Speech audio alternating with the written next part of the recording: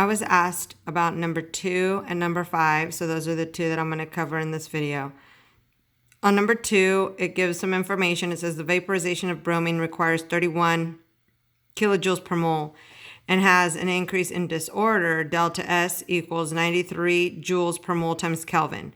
So right there it gives you delta S right away.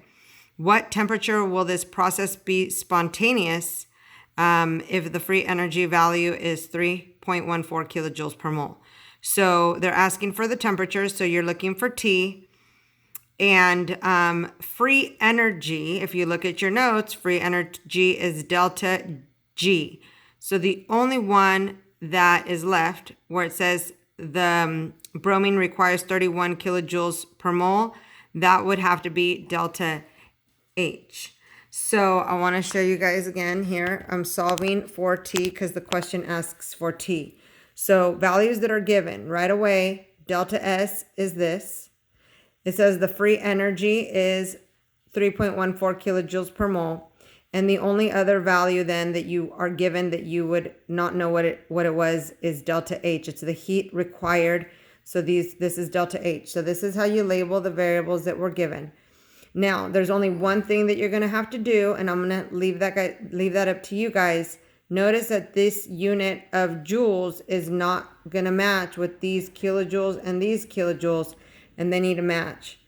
So I'm going to need you to convert this to kilojoules by dividing by 1,000.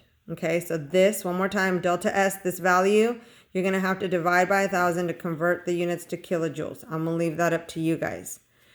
Now, as far as solving for T, you have to use your algebra skills. So here's your formula. Delta G equals delta H minus T times delta S. I am trying to isolate T. So I'm going to start by moving the delta H to the other side. Okay? It's a positive delta H, so I have to subtract delta H from both sides. So now that cancels there. So what I have left now is delta G minus delta H equals negative T times delta S. Okay, so I just brought this whole thing down.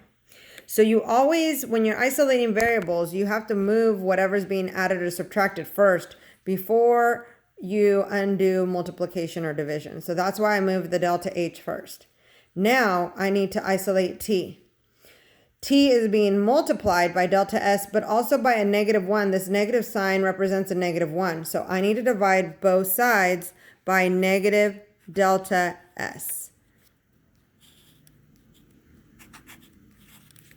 So the negative cancels and the delta S cancels, and you have T left over.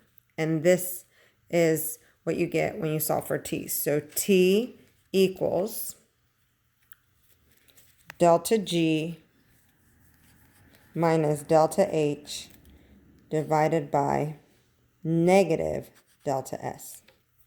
Okay, so now you're going to take all your values and you're going to plug them in. So you're going to plug in delta G here, delta H here. Notice that the units are the same, so those are going to, it's still going to be kilojoules per moles in the numerator, divided by negative delta S. But don't forget to convert this to kilojoules. So divide this by 1,000, plug it into the denominator. All the units are going to cancel except for Kelvin. And that should be what you get because you're looking for a temperature. So that's how you isolate for T and solve for T on number 2. On number 5, it says the entropy of a system at 337 Kelvin, there's your temperature, increases by 221.7 joules over moles times Kelvin. So the entropy is increased by 221.7. So that's entropy, that's delta S. The free energy value, so remember free energy, if you look at your notes, free energy is delta G, is negative 717.5 kilojoules per mole, and it wants you to calculate the change in enthalpy. So some of you guys had a question, what is change in enthalpy? Again, use your notes. In your notes, it explains that enthalpy is delta H. So for number 5, you're solving for delta H. It gives you the free energy, negative 717.5 kilojoules per mole. You do not know delta H, that's what you're solving for, the enthalpy. You do know the temperature, 337 Kelvin, and it tells you that the entropy change increases by 221.7 joules over moles times Kelvin. Again, I want you guys to notice the kilojoules and the joules are not going to cancel. So you're going to have to divide this one by 1,000 in order for the units to cancel. Okay, so don't forget to do that. So as far as solving for delta H, this one's a little simpler than the previous one. For this one, I want to leave delta H there. I want to get rid of this. So it's actually very simple. All you're going to do is add T times delta S to both sides. Right? Because it's being subtracted here, so you do the opposite.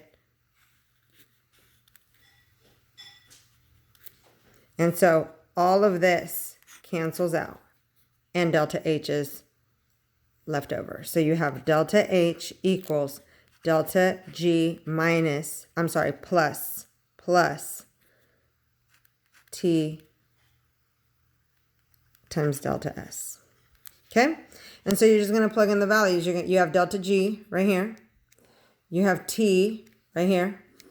And you have delta S right here. Don't forget to convert this to kilojoules by dividing by 1,000. Okay? You're going to make sure that then you use your order of operations. You're going to multiply these two first, bring that down, and then add it to delta G. And that's how you do number 5.